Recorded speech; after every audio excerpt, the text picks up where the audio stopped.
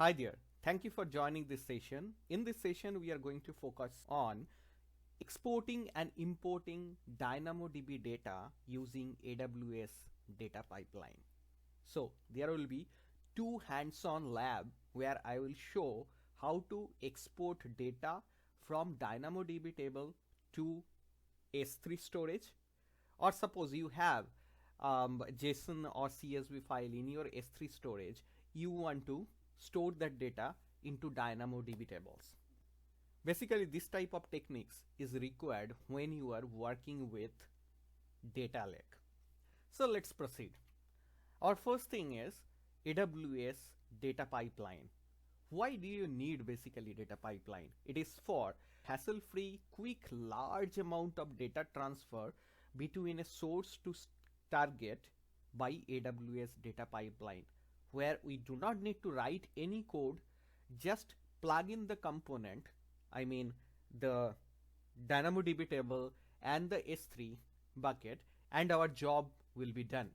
There are few use cases when you need AWS Data Pipeline, like data upload, data backup, data recovery, or ingestion. Now from the pricing perspective, if you think when you are using data pipeline, it means that the pricings are component based. Component based means we will be using data pipeline service as well as S3 storage, and we will also use Amazon EMR. So the pricing will be total of data pipeline, S3 and EMR. I have given this reference link over here. You can check in the Amazon documentation.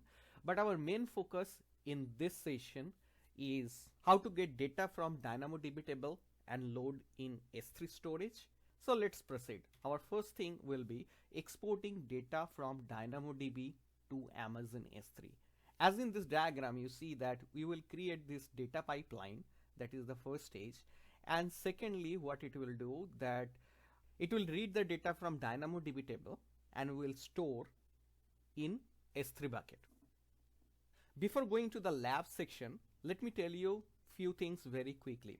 So considering that you are working on a data lake, S3 data lake, and you have multiple subfolders into it. So the S3 folder structure I have defined here, we will not be using the whole folder structure. Just for your understanding purpose, I have created this. So the first one is Athena results. We are not focusing on Athena or not doing anything with Athena service in this session today, but I have kept this folder. You can ignore it for now. We have created this raw zone subfolder, then clean zone and atomic zone. These three zones are very important when you are working on data lake. In raw zone, we get the data from multiple sources and just store it over here. Now under raw zone, there are two subfolders, I will say, over here. One is for batch, another is for real time, because there are two kind of processing. One is batch processing and another is real time processing. Okay, so I have just separated those. Now under batch, we have batch log folder and batch data folder over here. And in our tutorial today, as we will be reading the DynamoDB table and storing the data into this batch data folder. So now let's proceed to the lab section. I am logged into my AWS management console. First thing, let's create S3 bucket. Search for S3 over here. Click create bucket. Suppose I am giving a name E2E data lake demo, keeping it at US East 1, and I am not changing anything, just clicking on create bucket, and it has created the bucket E2E data lake demo. Inside this bucket, let me create one new folder. As I said, raw zone.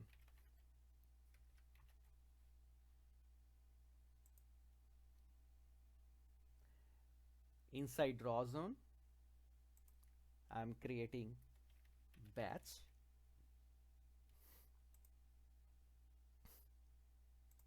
Inside batch, I'm creating batch log,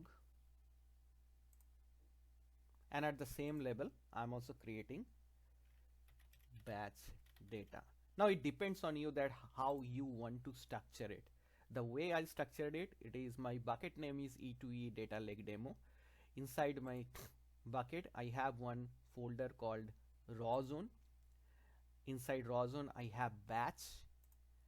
Inside batch I have batch data and batch log. So when I will be extracting DynamoDB table data, I will be actually exporting inside this batch data folder over here. Now our S3 structure has been created. The next is I will be creating one DynamoDB table. So let's go to DynamoDB table. Click on DynamoDB. Click on create table. Now give a table name. Since I will be using the sample data of some policy records, so I am using the table name as policy data. Okay. Now partition key, suppose it is policy ID. Okay, and policy ID is number. Make sure you select the data type correctly. I'm going to use the default settings over here, but if you want to go for the custom settings, you will find this read and write capacity settings to customize. So you can go for the on-demand or provision based on your requirement. But for this tutorial, I am focusing on default setting. But remember, when you are doing it for your customer or production system, definitely you should go for this custom setting. Provision, you can set the read capacity, write capacity, all these things. Okay, so just let it select default settings, scroll down. I'm not adding any tag, but again, when you are properly creating it for production system, use tag. I do recommend these tags. Create table. It is showing that our table is being created. It will take a second only. Now policy data table has been created. So we have our S3 bucket created and the DynamoDB table has been created, but we don't have anything inside the DynamoDB table. So let's populate some record in DynamoDB table first. So click on this DynamoDB table. This policy data table shows its overview, indexes, monitor, and all these sub menus over here. Click on view items. We don't have any items created over here. So click on create item. Now here manually we are creating items. As our purpose of this lab is to extract the DynamoDB table data to S3, that's the reason we are just manually creating few dummy data. Okay, so suppose I'm adding few things. Now I have added few attributes as sample data. Create this item. Now before creating this item, let me show you, it was the form when you are creating this item. If you go to just JSON view, you will get like this. Okay, so if it is the number, it will show the data type as in cap. If it is a string, it will show the data type and s in cap. Okay, so basically in our data we have two types of data type, that is one for string and another for number. And as you see that view DynamoDB JSON, and it is enabled. So if you click over that, it will show you the only a plain JSON format. But if you click on the DynamoDB JSON, it will show you the format of DynamoDB JSON format. Click on create item. So we have got one item inserted. So we have our DynamoDB table populated. So our baseline is that we have to extract these records and will store in S3 bucket. So as we have our S3 bucket structure and the DynamoDB table is also populated, now we have to create the data pipeline. So let's search for data pipeline over here. Click on data pipeline.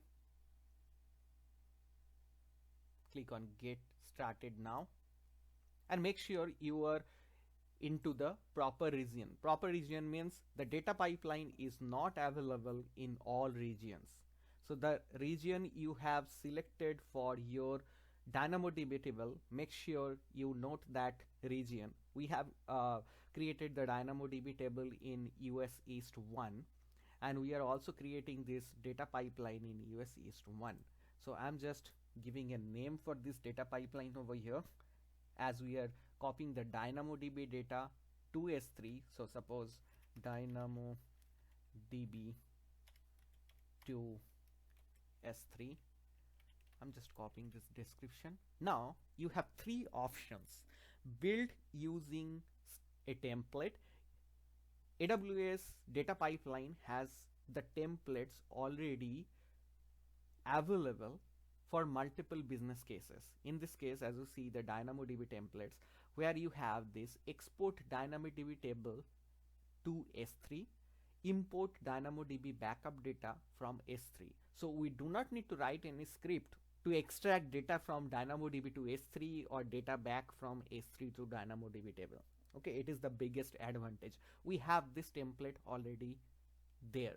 Now, in this lab, we are focusing on export DynamoDB table to S3. I have selected that, but the other two options are import a definition file.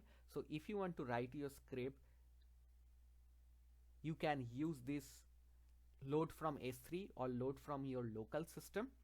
Or if you want to create by using Architect, I will show you. It is a portal, designer portal, where you can drag and drop the components and create your own design. One design means the own flow for this template, data pipeline template. So for now, we are using this export DynamoDB table to S3, this template over here. It is asking for that source DynamoDB table name. So our DynamoDB table name is policy data. Make sure that you have this table name same as you have created the DynamoDB table name. It is case sensitive. And also the region of DynamoDB table. We have created the DynamoDB table under US East 1, and our data pipeline we are creating also under US East 1. That's why we have the region of DynamoDB table we have entered. If you have created your DynamoDB table, or you have already your DynamoDB table in a different region, make sure you update it over here. Now the output S3 folder, you know that we have created a S3 structure, and we will be selecting that particular folder. So inside this E2E data lake demo bucket, we have raw zone. Inside raw zone we have batch. Inside batch we have batch data and batch log. So we are selecting the batch data. Okay, so click on select. We are done from this parameter perspective. Now here is the schedule. You can run this data pipeline two ways. One, on data pipeline activation, by ad hoc action you can start the data pipeline or trigger the data pipeline, or you can create a schedule over here. So let's create a schedule, suppose 15 minutes. Below 15 minutes, if you put below 15 minutes, suppose 2 minutes or 3 minutes, it will give you an error that the minimum period for triggering a data pipeline is 15 minutes. Okay, remember that. So I have selected this 15 minutes. Okay, starting on pipeline activation. So the first trigger will be on pipeline activation, and end never not what I am doing that after suppose 10 occurrences. Now in pipeline configuration, it is asking for your login. By default it is showing enabled. You can disable this if you do not want to store the log for your demo purpose, but definitely when you are using for your production, you must enable this log. So in our case, we have this batch log folder. Inside raw we have batch and we have batch log. Click on select. Okay, now here for the security and access purpose, we have to select the IAM roles. There are two roles, pipeline role and EC2 instance role. When you are using your production system, definitely you need to control over this service access. Okay, so, but by default there are two roles, data pipeline default role and there is data pipeline default resource role. So I am keeping it selected, these two default roles. not adding any tags over here. Just you can click on the activate button, but before going to that activate button, let me show you the architect portal, how it is. So edit in architect, I'm clicking over here, and it shows the data pipeline flow we have just configured. So it is the configuration. If you select that, everything is under the configuration. Now we have the schedule every 15 minutes. Now DynamoDB data is, we are taking the input data, or the source data is coming from DynamoDB node, and data pipeline template which we are using, it knows that to extract the data from DynamoDB table, it will need EMI cluster. So the template has already created or configured this EMI clustered over here, and in this cluster you see that the code instance type M3X large it will be using. So here are the configuration. You can now manually change or you can customize over here. So it is the best, it is coming from the basic template which is provided by AWS Data Pipeline. Now we are not making any change over here. So I'm directly clicking on activate. Pipeline has validation warning. Do you still want to continue? Now you see that the footer, it is showing one warning that terminate after is missing. You can add this terminate after attribute also, but since it is warning, I am not giving any importance on that. But if it is error, definitely you should go and fix, then only you can activate. So I am clicking on continue, and once I clicked on continue, it is now at list pipeline. You can just do a refresh over here. It is showing for waiting for runner. We can expand this, and it shows two things: input data node runs on resources, and this is the dependency tab, and there is an attempt tab. So what at this point, what it is basically doing, it is trying to create the EMR cluster. Okay, behind the scene it is creating the EMI cluster. Now let's search for the EMR, where it is. So if I open this EMR, you will find, okay, there is a EMR cluster instance has been started. It is showing starting status, and what it is doing, the first step is install task runner, which is status is pending. So it is means it is working. Now why it is pending? Because it is provisioning one M3X large for the master and one M3X large for the core. So this M3X large are actually the EC2 instances. So if I go to the EC2, you will find, let's go to EC2, you will get, yes, there are two instances, because one is for let me go to that, okay, one is for master and another is for core. So there are two M3X large instances are being created, so are being initialized over here. So if you keep on refreshing, you will find that it is at running status. So it will take few minutes to start this EC2 instances. Meanwhile, let me take you to few notes for this DynamoDB to S3 data transfer.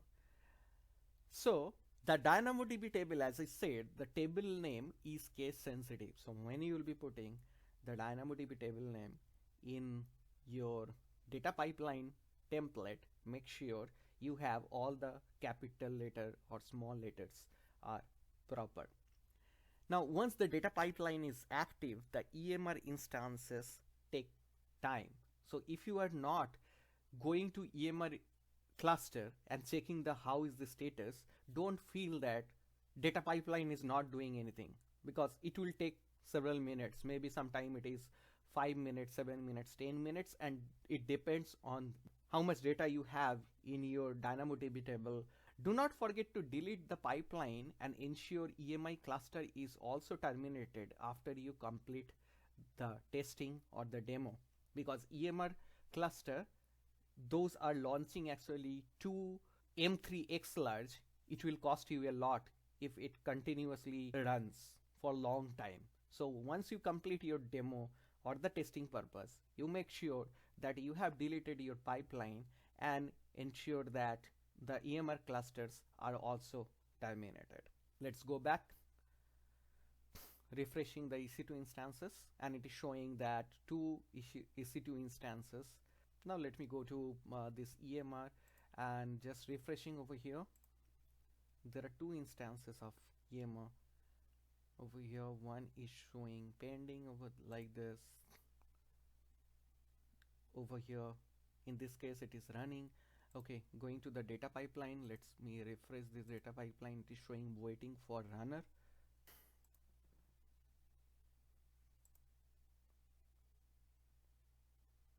Okay, now you see that this cluster is showing waiting cluster ready. So the cluster is up and ready. How is the status? You see that master and core, both the M3X large instances are up and running. That's why the install task runner status has been completed. And now it will go to the next step, where actually it will extract from DynamoDB table and will store in S3 bucket. Now when I refreshed, it is showing status running. So our data pipeline is actually running. Table backup activity is running. Okay, let's go to EMR and check the status. It is showing running the one, and you see that the next task has started. So the table backup activity has started. Attempt 1, it has started. 14 seconds elapsed time. And you see now that this instance is being terminated. So the reason is because it has done its job. So it's showing table backup activity completed. So when it is showing in EMR cluster, it means let's go back to our data pipeline. I'm just refreshing over here. It's showing finished. Finished means, see, your attempt finished. And if you want to check the activity log, click on the activity log. I'm just closing it down and click on the mode, and you see that status finished. Few logs over here, and this EMR step log, the batch log S3 folder which we have created, we will get more log over there. So let's go to our S3 bucket now, and you see that these M3 large were created. Now it has started shutting down because the pipeline has successfully completed. That's why it will automatically shut down now. Now let me take you to this S3 bucket over here.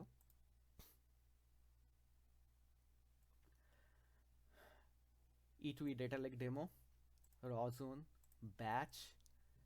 We have batch data. So let's first check the batch data. Inside batch data, as you see that it has created one new folder by the timestamp.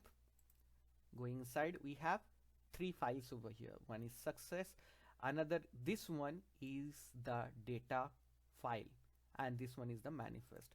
So let's download the data file, just clicking over it, and it doesn't have any extension over here. So just click on download. So I'm downloading this data file, and it has stored in this JSON file, in this JSON format inside the S3. Well, so this is how we have achieved that, how we can configure the data pipeline to extract data from DynamoDB table to S3 bucket. Now I'm going back to this batch data once again, going back to batch folder, and we have this batch log over here. As you see that it has also created one folder, unique folder, and inside that it has EMR cluster for backup, the logs for the EMR, and the logs for the table backup activity. So once you go inside this table backup activity, particularly for number of attempts, you will get the proper log over here. So there are 2 logs, activity logs and the Hadoop job logs as well, because we have used Amazon EMR, so it has captured the Hadoop logs as well. So again, going back to our architecture, where we had to extract the data from DynamoDB table and store in S3 bucket, and we have achieved that.